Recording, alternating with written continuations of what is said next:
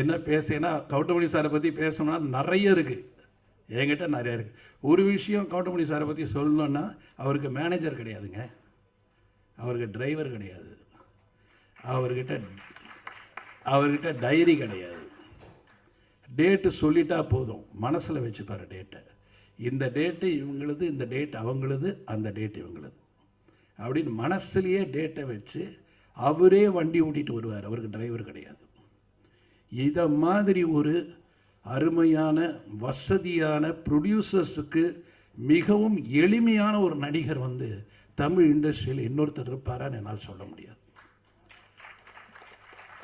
அப்படிப்பட்ட perfect actor எனக்கு வந்து இன்னொன்று எத்தனை பேருக்கு தெரியணும், ஒருவேளை அது கரெக்டாக கூட இருக்கலாம், தப்பாகவும் இருக்கலாம். அதிக படங்கள் கவுண்டமணி சார் நடித்தது என் படம் தான் நான் நினைக்கிறேன். அவரே சொல்லுவார், 24 படத்துக்கு மேலே நடிச்சிருக்கார் என் படத்தில். அந்த 24 படத்தில் 20 படம் இட்டு நான் அவர் இருந்ததில்.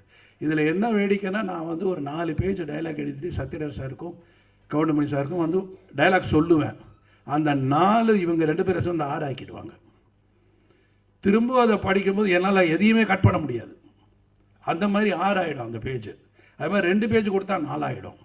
இப்படி வந்து அந்த பேஜஸில் சரி அதில் என்ன ஃபில்டர் பண்ணலான்னு பார்த்து அதில் என்ன ஹைலைட்னு பார்த்து காமெடி பண்ணும் பொழுது இந்த 3 பேருடைய சக்ஸஸுக்கு காரணம் இந்த டீம் தான், அவங்க கான்ட்ரிபியூஷன் தான். அதாவது எல்லா படத்துலையுமே ஒரு கான்ட்ரிபியூஷன்றது ஆர்டிஸ்ட் கிட்ட இருந்து இருக்குன்னா அது ரொம்ப ரேர்.